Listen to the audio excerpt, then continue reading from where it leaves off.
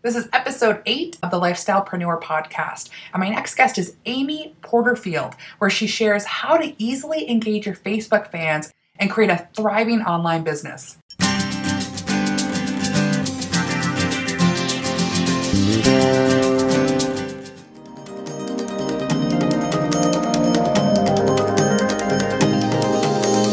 Welcome to the Lifestylepreneur podcast. I'm your host, Kris Gilbertson, and I'm an author, speaker, and an expert on how to help you launch your own successful podcast. And the reason I designed this show is to help you create a business that allows you to live the lifestyle of your dreams. Tune in every Friday as I'll be interviewing top experts and lifestylepreneurs from all over the world who will share with you actionable training and advice to give you the insider track on taking your business to the next level. I'm going to work really hard for you to pull out the most incredible nuggets of training from all of these experts. And the best part, it's all free just for you. And be sure to join us at www.lifestyleacademy.com and subscribe to receive your free 3-part mini podcast course to help you launch your own podcast and on your way to generating free leads, traffic, and sales on autopilot and creating the platform for your lifestyle business.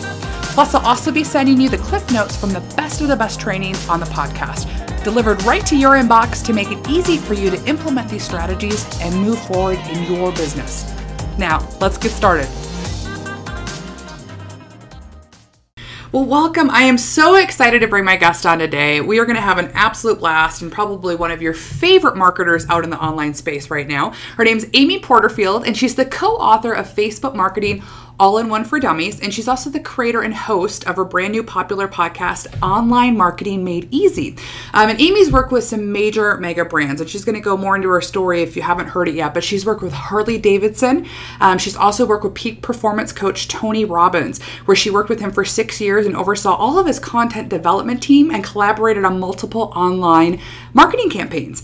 And so she's currently right now running tons of online programs, and she teaches entrepreneurs and small business owners all across the world in many different industries how to leverage social media to gain greater exposure and to attract quality leads and turn your fans and followers into loyal, raving customers.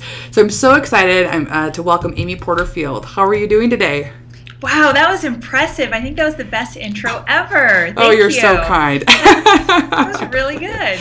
Well, thank you. Well, I'm really excited and honored to have you here because I think what you've been able to do in a short amount of time has been phenomenal for your business. And I'd love for you just to start out for maybe those of the listeners that don't know who you are in your story. If you can share your story and how you got into being an expert in your business.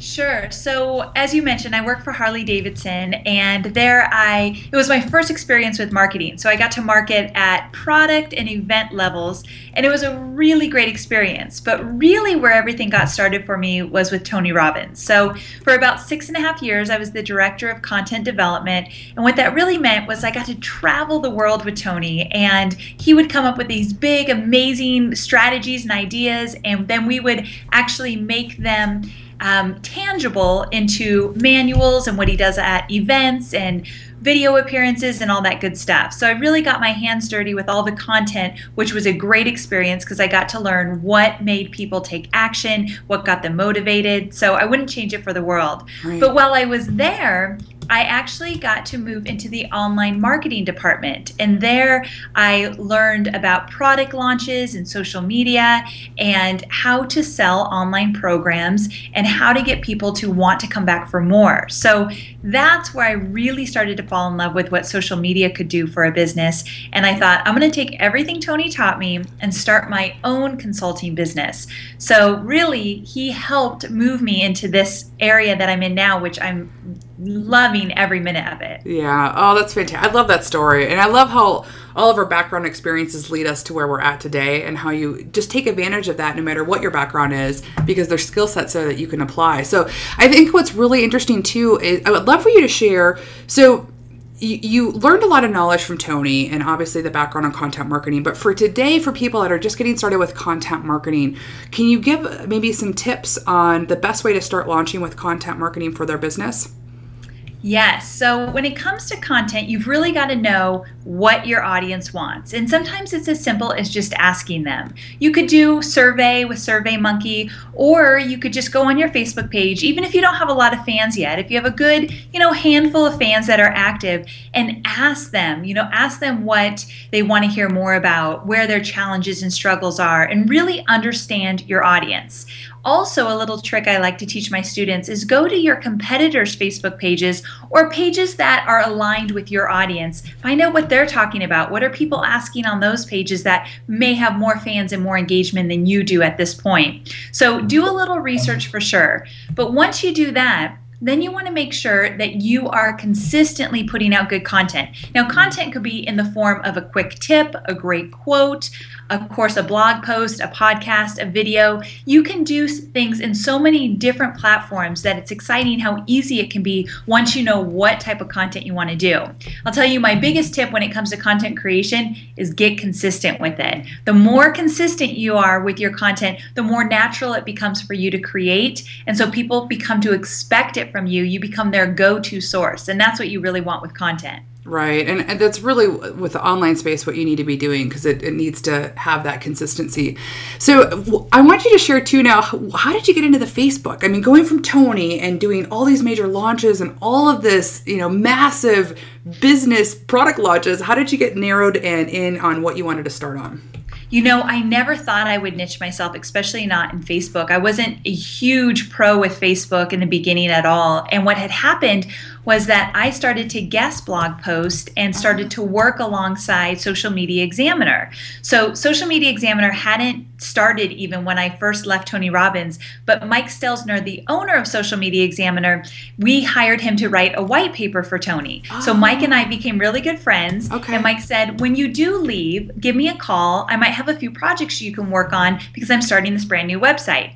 So when I left, I gave Mike a call. He was my first big client once I left Tony Robbins, and he let me start his Facebook page. And together, Mike and I grew the Facebook page from 0 to 30,000 fans in that first year.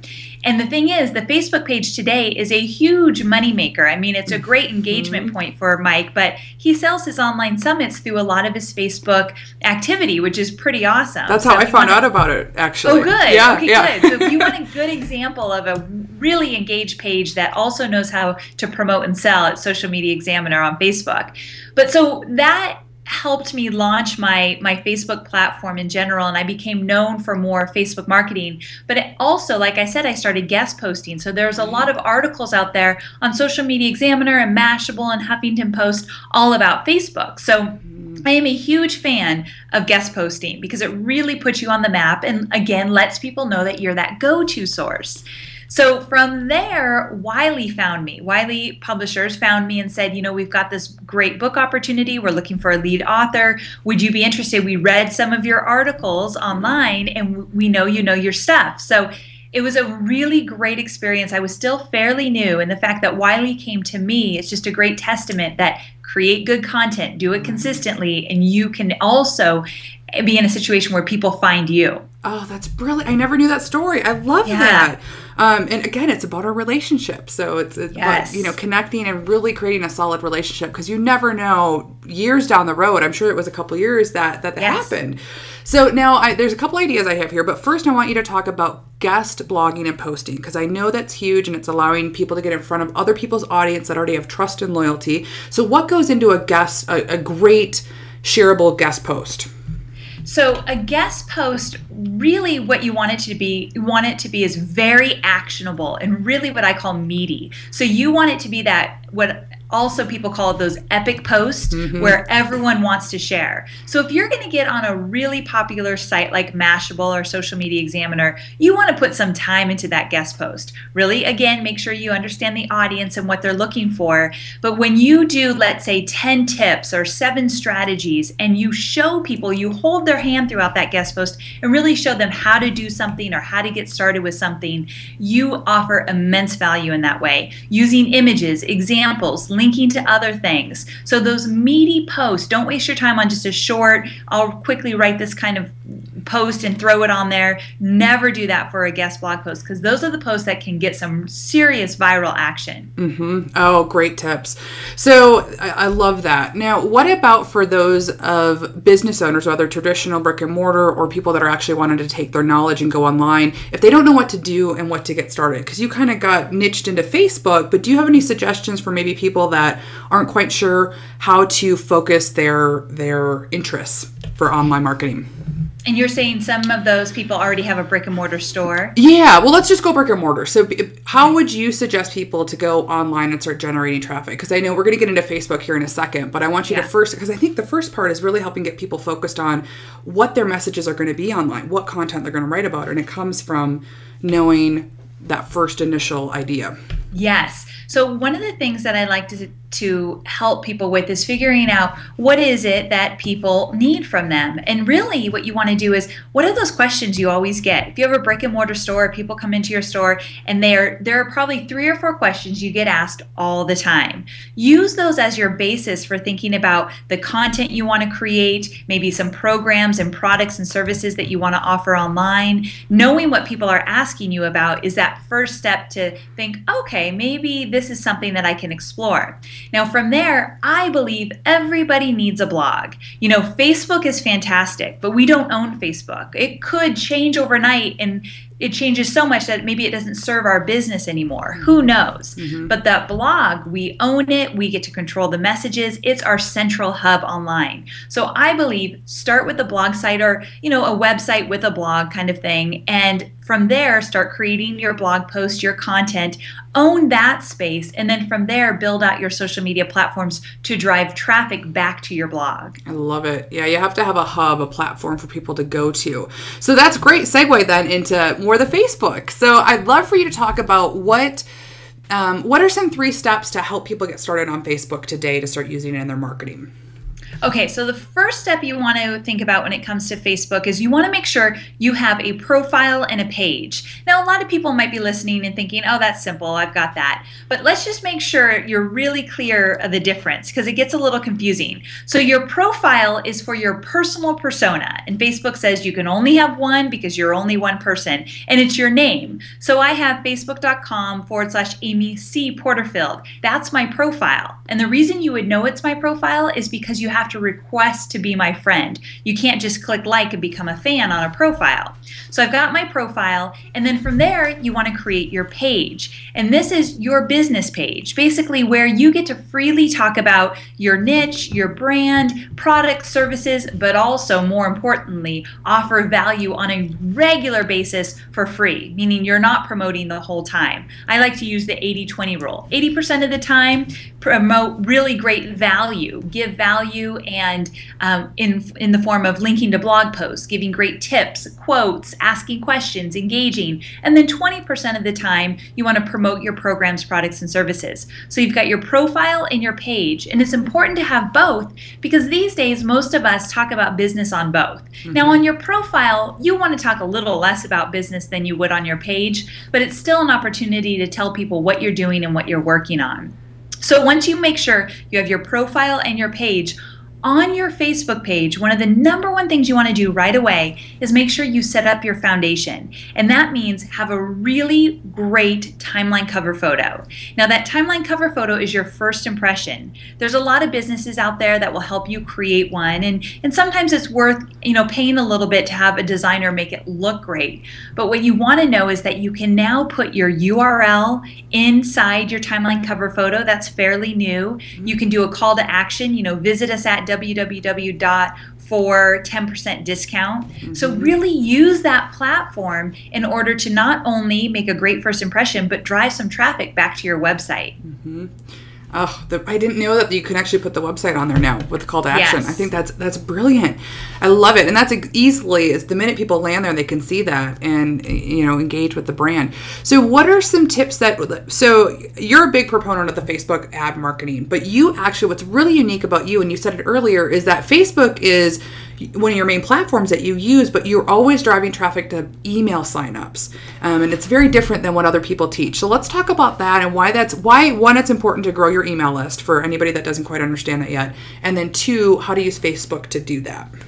Yes. So an email list is really valuable. When I started out in internet marketing, I started out learning from some of the big names that, Jeff Walker, Frank Kern, Eben Pagan, Brendan Burchard. And these are names of guys that really understand the online space. And the number one thing they all taught me was you've got to have an email list. Now, why? Well, it might sound a little bit in your face, but the money's in the list. Meaning you can promote all you want on any social media, but I can guarantee you're going to make a solid income if you grow your email list, foster this list, grow a relationship with them outside of any social media platform, and it gives you that opportunity to get into personal email boxes and tell people who you are and what you're about and what you have to offer. So that email list is really valuable. My entire business changed when I finally got this. If I could change things in the beginning, it would be to really focus on that list from day one, and I didn't do that. I think we all made that mistake. Oh, yes, I know. If I can get a hold of anyone just starting out, it's like focus on that list. It's so important. So an email list is extremely valuable. Now, the way I use Facebook and the way I teach Facebook marketing is to first use Facebook to grow your community. You definitely want to have a solid base of fans who are genuinely interested in what you're talking about. But from there, I encourage people to then move those fans into your email list. Offer great webinars, teleseminars, ebooks, any kind of valuable giveaway, discounts in exchange for name and email. Once you've got that name and email, well, then I encourage you to start marketing to them and communicating to them outside of Facebook. Again, we don't own Facebook, and there's a lot of competition. But if you can get someone's name and email and they really are interested and want to open your emails, you've got this great opportunity to start building a relationship that's so much stronger than you will ever get on any social media site. So I always say, grow your community on Facebook, answer questions, engage, show up consistently. And in addition to that, do something to get their name and email. And you can do so many different things with that. It doesn't have to be the same thing over and over again. But Facebook has truly been the number one way that I've grown my email list. I do live webinars. So when I do a free live webinar, people sign up for it. Then I tell them I'm going to start communicating with you over email with other topics related to this webinar, so they know they're going to hear from me. Now from there, you're thinking, okay, well, what about making money on Facebook though? So, I really do believe that Facebook is a great place to profit in your business. But the way I teach it is that now that you have this email list, that's where you're going to start talking about your products, programs, and services. Sure, once in a while you can promote directly and lead people to a sales page via Facebook, but I can promise you, you're going to get more sales if you foster that relationship through email, and then over a series of emails, tell people what you have to offer and send them to the sales page that way. That's where I'm seeing the biggest profits. Oh, fantastic. Now, what are some examples that you've seen have worked the best for offers to get people's names and emails for brick and mortar businesses? So for brick and mortar businesses, the best offers I see are discounts and coupon codes and freebies. Let's say you're a restaurant, free appetizer tends to get people into the restaurant a lot quicker. And again, those discounts. That's what we see for brick and mortar the most. Just make sure that you're not giving that discount code until you get that email. You deserve that email when you're giving away a great discount code. So think of it that way. Right. I love that. And what about just for the lifestylepreneurs and online marketers? I know webinars are huge, but do you use any other opt-ins or way to grab people to get their name and email? Yeah, one thing that I don't see done a lot, but I know it works really well, are Facebook contests. And one of my favorite tools is Contest Domination.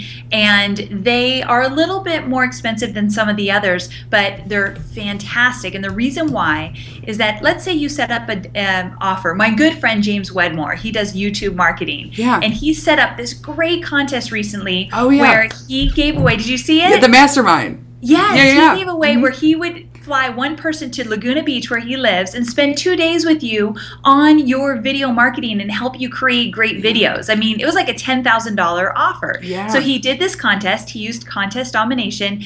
And the power of Contest Domination is you get rewarded if you spread the word about his contest. Oh, that's awesome. So if you told 10 of your friends through Twitter that he was having a contest, you got 10 points for each person that signed up into his contest. So now you have more entries, more chances chances to win. So that viral aspect is going to grow your email list. And at the same time, it always gets you more fans. So a contest is really great, but here's the ticket. Even if you're a brick and mortar business or an online entrepreneur, a contest is fantastic when the prize is directly related to your brand. Meaning, I am not a fan of giving away a shiny new iPad. Right. The reason being is that everybody wants a shiny new iPad, whether they're interested. Yeah, no targeting whatsoever. Right. So if you want some good targeted fans and grow your email list with people genuinely interested in what you're doing, give away a prize that is directly related to your brand. Oh, I love that. And it fits together what you're talking about. You could be asking what they want, figure out what their main target is, and then give away what directly relates to what you do. I think that's brilliant.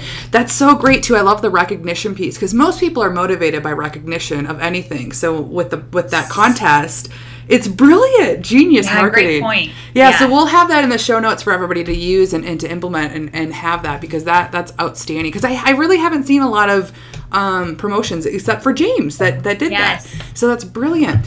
Okay, so I love this. What I'd love to talk about is you have built your business. Well, talk about how you first launched your business and how you started. Because I think you started in consulting, if I'm not mistaken. Yes. Okay. So when I first left Tony Robbins, I listened to everything Tony said, create your own freedom and a life by your own design. And that's really what I wanted to do. I had just gotten married and I was on the road all the time, Singapore, Australia, Fiji. It sounds wonderful, but when you don't ever leave the hotel room because you're working the whole time, not so much fun. Yes. So I knew I needed to change my lifestyle, quite honestly, and in order to truly have an amazing marriage and have a great life. So when I left Tony Robbins, I started consulting for social media. I was a social media manager. I did social media for big businesses and small businesses. I tweeted for them. I posted on Facebook. I did their research. I collected the content. I mean, I did it all. Wow. And I did this for a solid year, and the money was really good, but I hated it.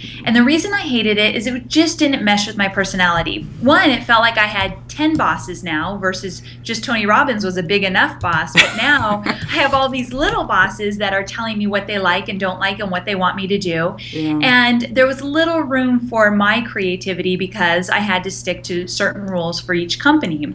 And in addition, I was stuck to a computer. I had to make sure I was at their beck and call because social media is such real time. Now, there are some social media managers out there there are a lot that love what they do, and it fits well with their personality. I'm just saying it didn't fit with my personality, and I didn't truly enjoy it. So what happened was I thought, all right, I'm going to make a shift here. I'm going to, quote unquote, fire my clients and start doing what I left Tony Robbins to do, which was to create online programs. I love to create content. I love to train and teach and create these training materials. It's my favorite thing ever. So I decided to end those contracts and do my own online program. Now I will say, and something I don't talk about a lot because I know it's not so glamorous and fun, but I was hurting for a few months financially. I left tens of thousands of dollars on the table, right? And I wasn't yet making tons of money with my online programs. I still wasn't completely well known. So looking back, I think I did it a little too abruptly. Again, if I could look back and change one thing, I probably did that a little too quickly. But also, I think that you have to take those risks and know what works for you. So right after I decided to make this decision, a big NBA contacted me and asked me to do something really cool for a sports team. And I wanted to because my ego got in the way. I wanted to say like, oh yeah, I worked for this great, big sports company and did such and such for their social media. But it was directly related to what I did not want to do. So I started to have to say no, where it kind of was like, ooh, I want that money, I want that prestige, but it's not the direction I want to go. So it was a big lesson in knowing, say no and go with your gut, and you will get what you want, if you work really hard. And now I have a business that I make really great money selling online programs, teaching and helping people and doing what I love. So it was definitely worth it. And you've created your lifestyle around it, exactly what you wanted to create. And I think, that the biggest problem for entrepreneurs isn't, the opportunities, it's the distractions of everything that come our way. Well, it is part of the opportunities, but it's saying no and staying true to what you want to create, because otherwise it could have just been another 6 or 8 months down the road. Who knows? Who knows? Yeah, exactly. So I love that. So what,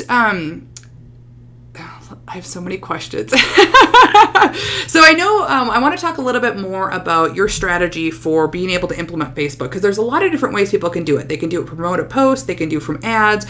What, for a new business that just wants to get into Facebook now, has their page, has everything set up like you talked about before, what would you suggest them to do as baby steps to get into Facebook marketing for paid advertisement? Great. So yeah, I'm a huge fan of paid advertising, but I also like to teach ways to not break the bank. I know I work with a lot of people with very small budgets that are a little bit nervous to get into paying for Facebook advertising. But I'm also, a big advocate of it because I've seen it work over and over again. So if you want to start experimenting a little bit with Facebook advertising, I suggest you try page post ads.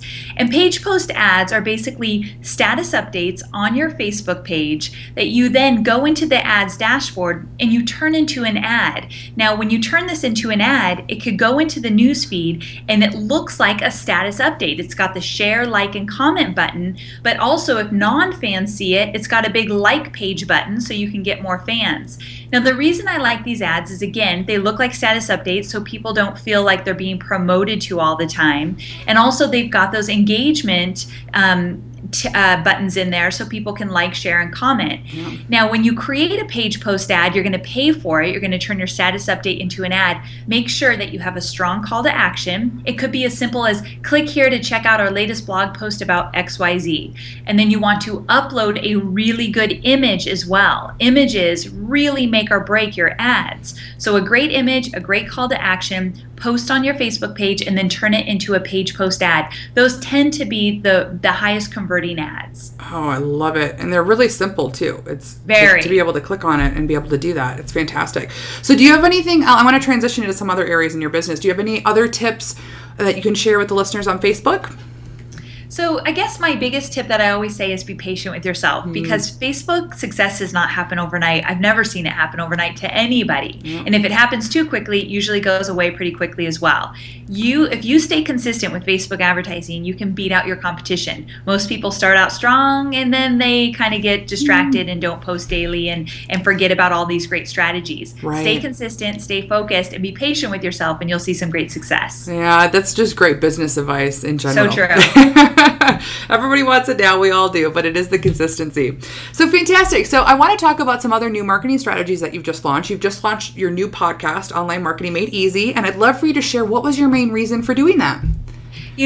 As I said earlier, I wasn't expecting to get niched into Facebook marketing. These days, I wouldn't change it for the world because it really built my business. Right. And it's nice to be known for something. But there's a lot of other things I love to talk about. I love to talk about email marketing and growing your lead list, and also other social media platforms and other strategies just to build your online business. The mindset behind being an entrepreneur and building your business online, all that stuff I just love to talk about. So I thought I need another platform. And also, I am not a great blog writer. I enjoy writing sometimes, but other times it feels like a chore. So I thought I need a way to create consistent content and get things up on my blog more regularly. And because I loved creating webinars, I knew I would also love, to create these audio, I call them little audio trainings each time I do one. So that's really the reason behind the podcast. Also, I thought podcasts were dead, to be quite honest. 6 months ago, I didn't even think they were a big deal, but I started paying attention to the trends. Mike Stelzner of Social Media Examiner was a big influence for me. He's like, oh, you got to do this, and let me show you how. So I had some good mentors to help me along the way. Oh, that's fantastic. And I love that too. I'm the same way with the blog. I think a lot of people, and especially a lot of business owners too, it's hard to get that content out there because we're so busy. And I like to speak. It's so much easier. All I have to do is know how to speak, and anybody can do that. So I think that's brilliant. So can you share some of the results that you've had so far from, because you just launched literally 6 weeks ago, or maybe a little bit longer? I don't know how long ago. It's every other week, and I'm on episode 12. So I'm fairly new on this, definitely. And I've had some really great wins. I've definitely always seemed to be on the top 100 business blogs on iTunes, which is really cool considering there's a lot of podcasts out there. And so that makes you feel good, and it's good to be noticed. But even more so, I think people have started to see me for more things than just Facebook, and it will allow me to eventually, if I want to create a product about email marketing or any other social media platform, it allows me to grow that audience. Another reason why I did the podcast was to grow my email list, get more people to my website, and I'm seeing an increase all across the board with that. Yeah. So and plus I love getting those emails. Amy, this helped me with my business. It allowed me to get started. I mean, that's really what it's all about when people actually make a change based on your content. So I've seen a lot of great wins, and I just can't wait to dive in even deeper. Oh, that's great. Congratulations on all that. It's fantastic. I love the show. So we'll have that in the show notes as well to go listen to Amy. And she's got trainings and some incredible interviews on there as well. So that's brilliant. So let's talk about email marketing then. I think a big question that people have today is, okay, I've got them on my list. Now what do I talk about? And how do I actually turn that into business? So what are some tips that you have there for business owners and entrepreneurs? You know, one big tip that I actually am working on getting better at, so that's another thing that's great when you teach online marketing that you always are trying to strive to be better as well, is emailing on a regular basis. I think that's huge. So once you get someone on your list, if you don't email them instantly and then follow up, let's say once a week with great content, they're going to drop off. Your unsubscribe rate will increase if you do not email them enough, which is kind of surprising to people just starting out because they're like, ooh, I don't want to email them too much and bother them. And if they signed up for your list, they're genuinely interested. Yeah. And if you start to email them and they unsubscribe, well, then they're not your ideal audience. So you've got to, have a little bit of thick skin in the beginning with that. But emailing consistently, just like posting on your blog or posting on Facebook consistently, is really important. But also making sure you have great, valuable content. Whether you link to somebody else's content or your own, you definitely have to always offer something of value inside that email. And ask yourself, would I really want to get an email like this? Do I really care? Because a lot of the times we think it's great, but then when we step back, we think, maybe that wasn't packed with as much value as I had hoped. So doing that consistently, and then paying attention to the numbers, paying attention to the open rates, making sure you have a great subject line, making sure people are actually clicking inside those emails. Even if you have a tiny email list, getting all that dialed in right away will help you when that email list grows. Brilliant tips. I love that. So we've got some questions here from the Twitter and Facebook sphere. Doug Bryson asks for you, what do you consider a good engagement rate for local businesses? So we're talking Facebook, I assume? Yes. Great. So a good engagement rate, well, on your Facebook page, underneath your timeline cover photo, you'll see the number of fans, and then you'll see the number of people talking about this is what it says. And really what that means is the amount of people that have clicked like, shared, talked about your page, all that good stuff. So here's the crazy thing. About 1 to 2% is average. So that's very, very low, but it's average what people are seeing on Facebook. So if you could get 3-4% of people talking about you, you're doing really, really good. But another number that I probably check more than that people talking about this number is the engaged number for each post. So here's the deal. Everyone can do this. If you go into your Facebook Insights, and if you have 30 fans, you'll have insights on your Facebook page. It's inside your Facebook page dashboard. And on that very first page of Insights, if you scroll down, you'll see a list of all of your latest posts. And you'll see how many people are engaging with each of those posts. And you can see which posts stand out, which get the most engagement, and which get the least engagement. The easy thing here is to do more of what's working. Find out which posts get the most engagement and do more of that. Here's a great example. On my Facebook page, this totally blew me away. I usually post questions and I try to keep it fun and light and then great content, of course. But I recently started a brand new newsletter and it's called The Social Love Weekly, and it's all about just social media and contributing and offering value to other people. And I needed some feedback about a font. My team was really on the fence. I liked one font a lot. They all liked another one. So anyway, I posted 4 different font treatments of this newsletter header. Posted on my Facebook page, numbered them 1 through 4. I just did a quick little mock-up. I'm not good at design or anything like that. And said, which one do you like best? Almost 1,000 people left a comment. 1,000 people, and I don't normally get that much engagement. And I think the reason they did is people love to be asked their opinion. They want to give their feedback and insight, and they want to be heard. In addition, easy to answer questions get the most engagement. So all they had to say is number 2, number 1, number 3. I mean, that's easy. If I said, tell me why you like that font the most, I would not get that kind of engagement. Right. So that's just one way to get that engagement up. Perfect. I love that. So for maybe people that aren't quite familiar with engagement, there is that thing that says talking about this. Yes. Can you explain that and what that means? Yeah, so the people talking about this is that number next to your fans, right under your timeline cover photo. And those are people that are taking some kind of action. It actually ranges from people that have liked your page or liked a post or commented or left or shared your post or clicked on your ad or RSVP to your event. So it's all actions they can take in the last 7 days. Now, the reason I don't love that number is it doesn't update quickly. So I might have massive engagement on my page today, but it's not going to show in that number for whenever it's going to change with the 7-day mark. Oh, okay. So it's a lagger for sure. That's why I like to look at individual engagement for posts, but that is a good number. That's the one that you want between 1 and let's say 3 or 4%. Oh, fantastic. Okay, that makes a ton more sense. So now Lauren Doyle asks, Instagram seems to be a good up-and-coming platform that would be more useful for my client's business than Facebook. How would you recommend to use it for business that are based on aesthetic images such as plastic surgeons, cosmetic dermatologists, etc.? Great. So it's always good to know where your central social media hub is, and it's not always Facebook. For the majority of people, it will be. I have no doubt to say that your audience is on Facebook.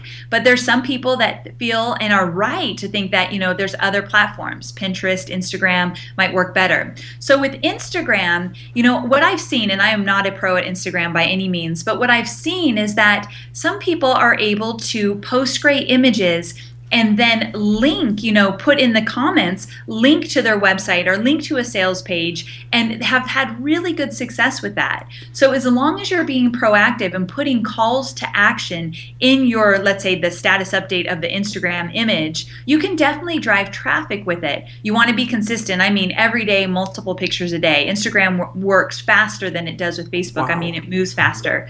But I'm most excited about those 15-second videos you can do on Instagram now. Oh, yeah. Really cool. I think it's going to wipe out Vine. I mean, this is just an uneducated guess because I don't know.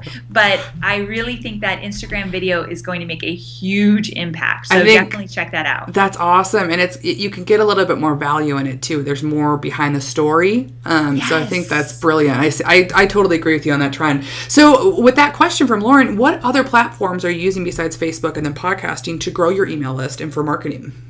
I use Twitter, YouTube, and Pinterest, and they're all my secondary platforms. I don't spend as much time there as I do on Facebook, but I'm always creating calls to action and links back to an opt-in page to offer great value. So I do this regularly. Pinterest, you can actually upload video on Pinterest and it will play there, and you can link back to opt-in pages, and there's just so many different ways you can use images to grab attention and then direct people to an opt-in page. So I make sure that if I'm doing a webinar, it is going to be promoted on all of my social sites. And I might promote it differently on one site versus another, but it's still going to be part of my social media marketing plan. Yeah, absolutely. So when you say they're secondary, is it the 80-20 rule that you use there too? For Facebook versus? Yeah, I do. I think I didn't look at it that way, but definitely it is, in the sense that a majority of my time is spent on Facebook. And then what I do is I just make sure I know everything I need to know about Facebook. And then I have a few strategies that work like gangbusters on Twitter, YouTube, and Pinterest. Because there are a million things I don't know how to use on Pinterest, but the few things that I do use work really, really well. So I just keep reusing those models. There's no need to reinvent the wheel if you don't need to. So now you just open up Pandora's box. So you have to share with us what works on Twitter and Pinterest. So for Pinterest, what I found works is that I will create a video, and I'll create like a 1 or 2 minute video explaining to people why they should sign up for my webinar. And so I'll use that on YouTube and Facebook, but I'll also use it on Pinterest. And because a lot of people don't use video on Pinterest yet, it really stands out with a big play button.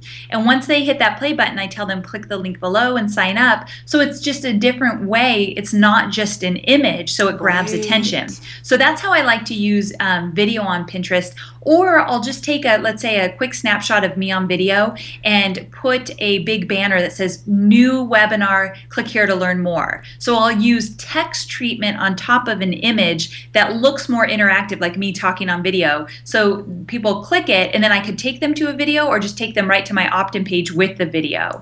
So there's just little tricks like that. Now with Twitter, I tend to just do really quick, obviously you only have 140 characters, but really quick post, brand new webinar, click here to learn more. And that's really all I do. Or I'll say brand new webinar about Facebook ads, click here to learn more in a link, but I'm always sending them to an opt-in page. So for me, just directly to the opt-in page via Twitter works well. I'm talking, these are really simple, but people forget to include the calls to action. And that's why I think a lot of my posts convert, because I'm telling people exactly what to do. Yeah, we all, it's like basic rule. We all have like this primate brain. We all have to be told what to do. Yes. So it truly is. Those are great tips. I love that. That Pinterest is phenomenal.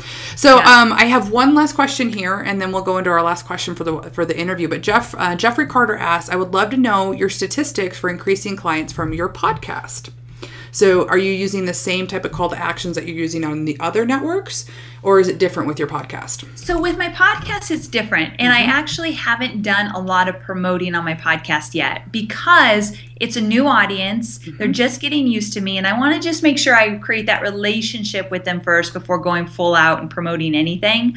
So what I will say is that on my podcast, I might mention that I have a new webinar coming out, but you have to be careful with podcasts because people could listen to them a year down the road. And so timely is a little bit more difficult with podcasts than anything else.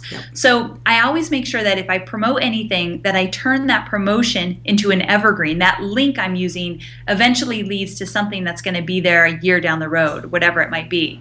But in addition to that, I'll invite people on my show, and then I could do a great interview with them, great value, and then let them promote whatever they want to promote at the end if they have something going on. So those are some ways that I actually promote on my webinar, really, really soft pitches more than anything. And that could change down the road, but again, I'm pretty new.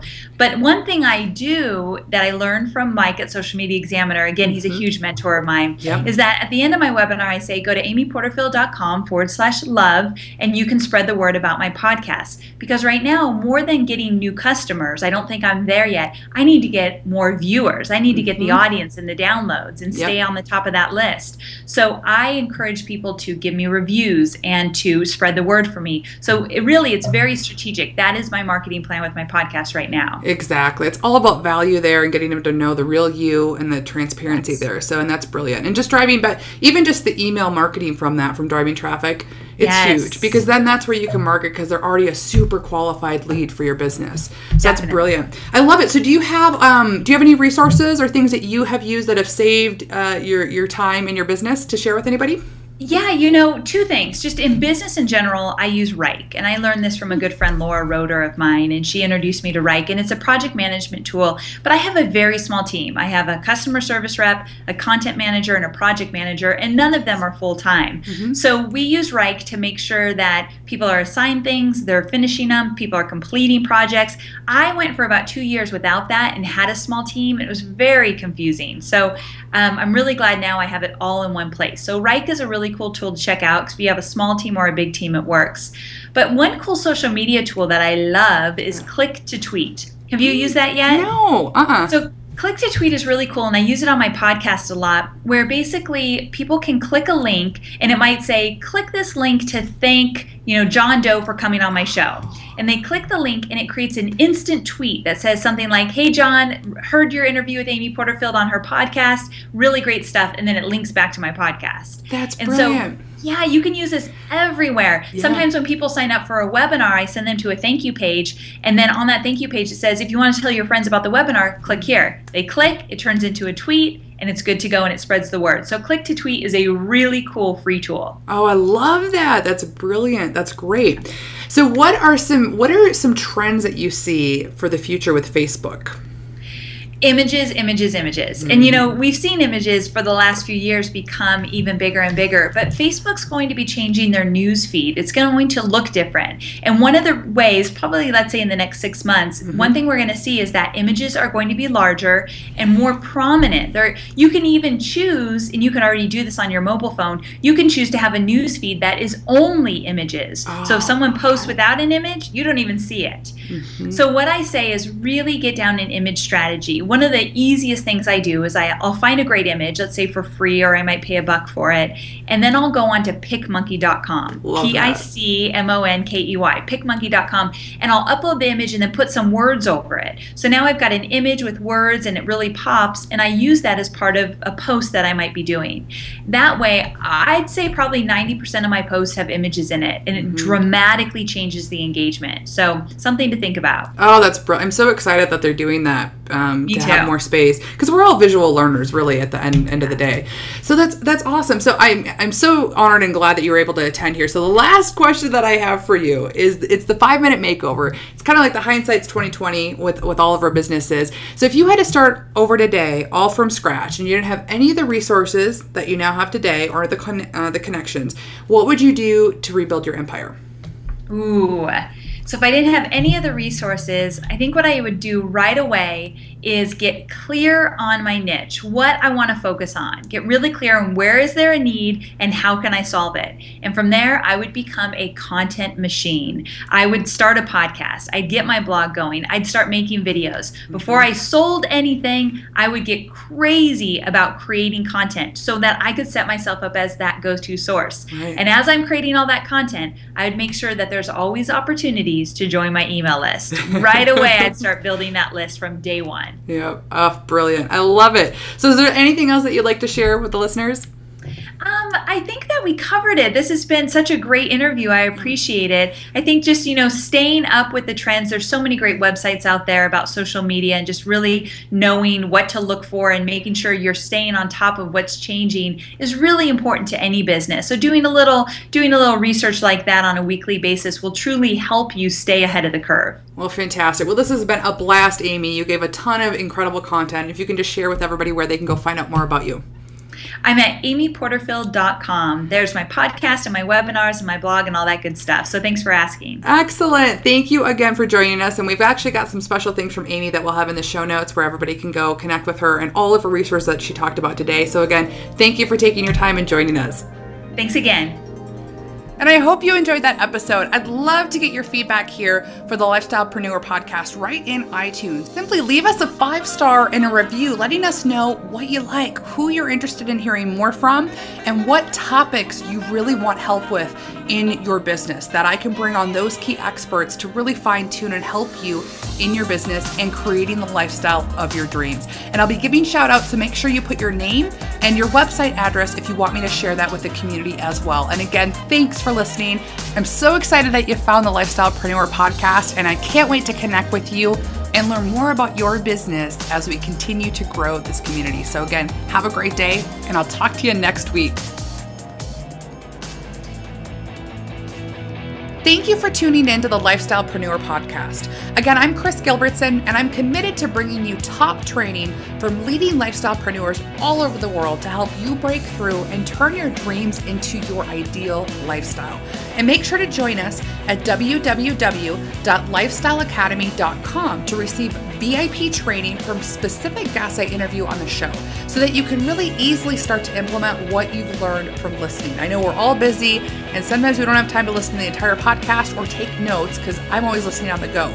So I like to call it the Lifestyle Cliff Notes to creating your ideal business and make it really simple for you. So those will be sent via the email list. Plus, I also want to connect with you personally, and being on the Lifestyle Academy mailing list is where all the magic happens. We'll host VIP trainings once a month that we can't always bring out on the podcast with even more detailed information. And I also want to connect with you personally. I want to know what's going on in your business and what you need help with, and who I can bring on to aid you in creating your ideal lifestyle. And so I'll be asking questions every once in a while that I want you to reply, and I reply back to you personally. So again, until next time, wishing you on your way to achieving all of your dreams. Talk to you soon.